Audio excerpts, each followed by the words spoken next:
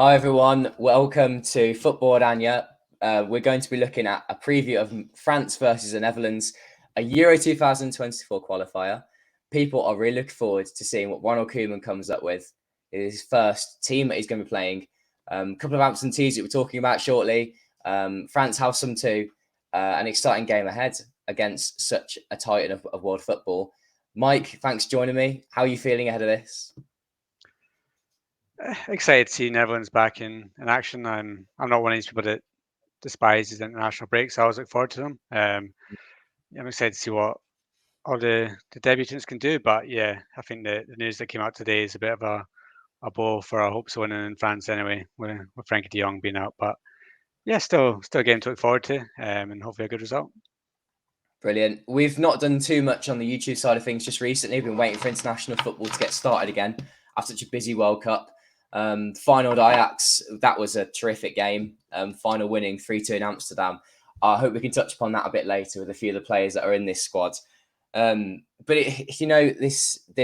Eredivisie season's been incredible. We'll touch upon it a bit later. But it's the biggest news, I think, isn't it, that Frankie de Jong is out of this, and with this being such a massive qualifier, the Gibraltar game we'd have to worry about, but this one, without him, he could be massive. And with Joe Veerman was called up as a replacement, but I wouldn't expect him to start the game. Who's going to solve this Frankie conundrum so early on? Ronald Koeman loves Frankie in the midfield. He's an important player with how he played before. Who's going to come in?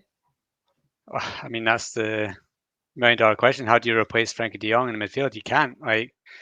He's in the absolute form of his life for Barcelona at the moment, and yeah, he's irreplaceable for Netherlands. I think that you're looking at who the options are, and you're going, oh, it's got to be Darun, it's got to be one of them. Who's going to go next to him? It's either Weifer's not played for Netherlands yet, Joey Veerman's not played for Netherlands yet, or he's going to shove somebody like Davy Klaassen or Jenny Wijnaldum there. So when you look at that, you just think that the options that Netherlands have to replace De Jong are such a drop in quality compared to what he brings. So yeah, I think it's advantage France in that area at the moment, but hopefully Koeman has a surprise up his sleeve. I mean, if we're going to go for it, then my choice would be Wifer, just to see what he can do in there, just to see if he can step up to the level. And I think he's the one that brings me the most excitement to see him in action. So I'd like to see him, but yeah, there's part of me already fearing the midfield three of Darun, Klaassen, and Wijnaldum starting in Paris, and then it being a slog all night. Do you know, I know so we touch upon it later, but let's talk about this Ajax final game because Matt Swiffer is a massive part of what final been doing so well recently. I'm pleased he's made the final squad so early on in his final starting career. You've got him, and then you're looking at Kenneth Taylor, who's in the reckoning as well with the Netherlands. But I just thought he was. It just didn't win that battle, did he, in midfield? And Matt Swiffer with Orkun Kutchu in finals midfield, they look ace together, and it looked like a game that Ajax could have won, could have beaten finals. A draw also would look perhaps in the cards, but in final winning, that surprised me. And I know that I've been quite vocal about how much I've supported final this season, but I did think Ajax would win that game. But it is the midfield that is Ajax's problem, and you can see why Viff has been called up. He could long term be a serious option and overtake the likes of Martin Delone as someone who's a bit more, he just offers a bit more, doesn't he, on the ball? But Viva also has those defensive capabilities. He can play as a centre back too. So you can, I think it's not crazy to think that he could even be given a chance against France. Yeah, I think if you're going for players in form, then the game that we've had against Ajax proves that he can do it in the big games, and he's done it in the Europa League as well. Feyenoord winning 7-1 against Shakhtar Donetsk as well, and we've had good games in both. He just does everything that's very simple. I put up yesterday on Twitter that we've heard for me played a game that showed that he should be the one that's playing next to Frank de Jong, and then Yeah. I got messages by somebody basically saying that he's not seen anything special from Weaver, but that's how good he is. Like that's what he's doing. He's just doing the things that you don't notice. It's why Darun's in there. That they pick up the ball. You don't really notice them much on the pitch, but what they're doing is such as simple things, letting other people around them express themselves and play their game. So you, Absolutely right. And Kenneth Taylor's not doing some of those basic things right. Martin Delone's never been known for someone to really do well on the ball. He's always good off it and winning tackles. But Vifa seems to have those things together. And that's why I like him. yeah. So if you got somebody like him in the midfield, it's mopping the play up, playing the easy Mm, passes, getting you driving forward, and then it would allow somebody like Xavi Simmons, if he was picked at number 10, the space to express himself going forward. It's a shame that we're not going to see Pfeiffer and De Jong together, because I think that would have been a partnership that's made in heaven. But yeah, for me, mm, I would start him against France. I think throw him in, see what he can do. If we lose the game, then there's not really much criticism there, because I think without Frankie De Jong, we're expected to lose that game. So why not try him in there instead of playing somebody like Davy Klaassen or Durin that we know what to expect of? yeah. And yeah, go for it. Show something a bit different. Take a punt. Surprise France. They might not know much about Wafer and think he's a bit of a Mm, unknown quality. Why play somebody like Davy Klaassen or Martin Durin that they're going to know and then mm. they're going to know how to play against, when you can have somebody that's a bit of an unknown quality in there? Do you think the most obvious option for Koeman to go with is Wijnaldum though? Yeah, 100%. I would. Mhm. I said it as soon as it came up to squad announcement day, that as soon as Wijnaldum started the game for Roma, he was back in the side, back in the squad. Koeman already confirmed today he's vice captain. It's like everything's just Oh, waiting to wow. him to basically start this game, whether it be Mm, at number 10 or in the center of the midfield. I think that yeah, it's going backwards for me. I think it's mm, picking players that don't deserve to be there on actual form. It's picking players because of name and experience, and for me, that's taking everyone's back to the days that we don't want to go back to. It's the same way picking people like Davy Class and picking people like Daley Blind. mm, Again, Koeman confirmed today that he's only there because he deserves his 100th cap. So yeah, like some of the choices that I think he's made are smart ones, but then there's other ones that you think and you just go, why is that player there? Apart from the fact that he plays for Ajax. mm.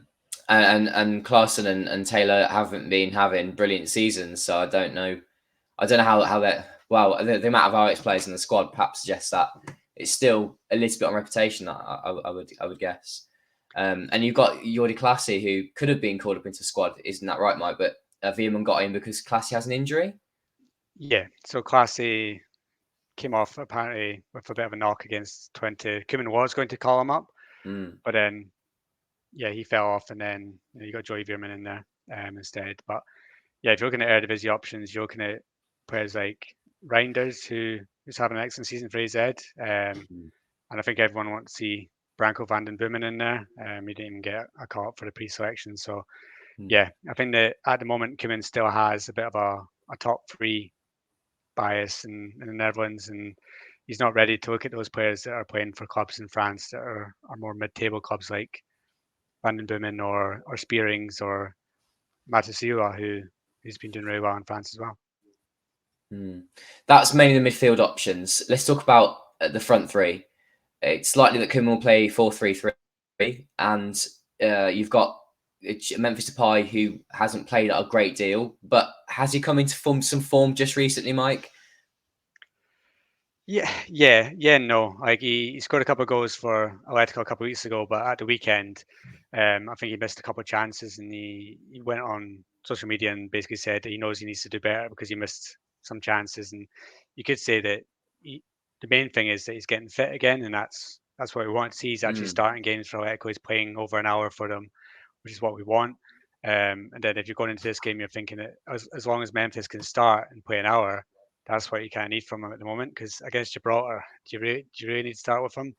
Yes, maybe because he wants to break the international goal record. But yeah, if you're playing against Gibraltar, you can probably throw in a Veghorst or a Brobbey against them and still come away with a handsome win. But yeah, I think that the Memphis is coming into it somewhat in better form than he was before. So he's definitely going to start, and then it's just coming deciding who's going to play on the wings. You think that Gakpo would be a lock for left. yeah, right wing's up for grabs. Do you think Xavi Simons will come in then? Or do you think he might be more likely to play as a 10? I'd say it's almost guaranteed that he's going to start actually because of how on fire he's been. I could be surprised though, and he comes off the bench. But you're going with players in form. I think you've got to pick him. Yeah, I mean, if you're watching Dutch football and you have someone in there that's top goal scorer in Eredivisie, you can play midfield, play right wing, is up there with the best attackers in the Eredivisie, if not the best this season. Depending on how, when you watch PSV, how reliant they are on him, scoring the goals, making the chances. But something for me, just I've got a niggling feeling that Koeman's gonna just leave him on the bench. Even today, he was asked, like, Rafa van der Vaart said that the team needs to be built around Xavi Simons, and Koeman basically said no. It's still a bit too early for that. He's a good young player, and it's nice to see, but it's too early to say that he's the one that everyone should be played around. And yeah, and then we went on about how Steven Bergwijn was the one that he saw as his right winger, and then he fell off, and that's why Daniel Malin's coming in because he can play on the right wing. Part of me wonders if we're going to see Berghuis start on the right wing. We might see Simons on 10 because Frankie's not there and Wijnaldum drops deeper. But yeah, I've got a horrible feeling that you're not going to see Xavi Simons start. So to round up then, Mike, who would you like to see as your starting 11? I could ask you for your Koeman predicted 11, but that's a little bit boring, given these selections he might have made, and it's not fun. But we want to know, with this new era ahead of us, who would you pick as your starting 11? So in goal, I think that I really like Verbruggen and what he's showing at Anderlecht, but I think you need to go for Sillerson for this one. I think that he'll start. He's playing well for NSA as well, so I'd pick him for now. You've got no Dumfries at right back. I would stick Kirchauder there. I think that given the fact that he's coming into the game on such a high after scoring a winner for Feyenoord, I'd pick him there. Left back, I'd go with Nathan Ake. Nathan Ake there, and then the centre back pairing of Van Dijk and De Ligt. Midfield, I'd go with Wafer, De Roon, and Simons. I'd put him at 10. And up front, I would go for Memphis, Gakpo, and I'd put Berghuis on the right wing. That's what I'd go with. Yeah, there seems to just be a place for Simons without Frankie, without there being a real informed number 10 or right winger. You think maybe you have to play like to go without Vifa and Simons, you'd have to go with like Bergwijn, Berghuis, Klaassen, and De Roon. But I really hope we don't see that. So I hope we get some new names, new faces, and we get to see a bit of what Koeman's team could look like over this next year, 2 years. Exciting things to come, I think. We got this game then in Gibraltar. Of course, we're doing live streams after both of those games. Mike, let's just touch upon France then. They did so well at the World Cup. They got to the final, and they still have an absolutely monstrous squad, despite having some players out. Who are a few of their biggest injuries, and who do you think who's still in that squad? Who do you think is really going to give the Netherlands a torrid time? Yeah, right. They're a nation, I'd say, that's in bringing in some new talent, because you've had a number of older players, the older generation, the star generation retire. You got your Hugo Lloris, your Varane. You've got Pogba's out, Conte's out, Benzema's retired. You got Dembele out. You got a few injuries in there, like I know a few people have just pulled out, like Fofana of Chelsea, Saliba of Chelsea. So yeah, you've got a few injury worries. You've got a few big players out, but that squad is so stacked. They could lose 3 or 4 key players and then bring in another 4 that would get into the Netherlands side. So yeah, I don't think they'd be too worried about the injuries that they have. And then you look up front, you've still got Mbappe there, and if he's on form, then he's going to terrorize any defense in the world. You've got to look at the hope that Bayern Munich shut him down, and that was De Ligt. you got to think that De Ligt's going to start up against him because he did it before. But yeah, you've got any of these players that could come in and terrorise, a Netherlands midfield that's missing their best player. You've got, Camavinga, Tchouaméni, world-class players. In defence, they've got like Pavard, Koundé, Upamecano, who De Ligt will know well from Bayern Munich. I think that the whole squad's stacked. The only area of contention, it might be in goal. Magnan is the new number one. I've not seen much from play for Milan. I don't know if he's going to be a weak spot. He might still be a world-class goalkeeper. I'm not really sure. I don't really watch much of Serie A. So I think that you got to go into it thinking that France are favourites to win this game, being at home, to start off the championships. But you never know. Stranger things have happened. It's the first game in the qualifiers. France might still be in a bit of a downer from losing the World Cup final. Can Koeman conjure up something magic? Who knows? I think it's going to be a tight game. I don't see Netherlands getting absolutely battered, 5-6-0. But what is your prediction? I wouldn't be surprised if it's 2-0. They get a first half goal, Netherlands kind of push, and then towards the end of the game, France get a second to kill it off. But I think this group's going to be won and lost going into the games against, the Greece and Republic of Ireland. Those are the sticky ones for Netherlands. Top two goes through. Netherlands still have the playoff as well that they can go through. So I think that you're looking at Netherlands, you're thinking that the home games are all crucial.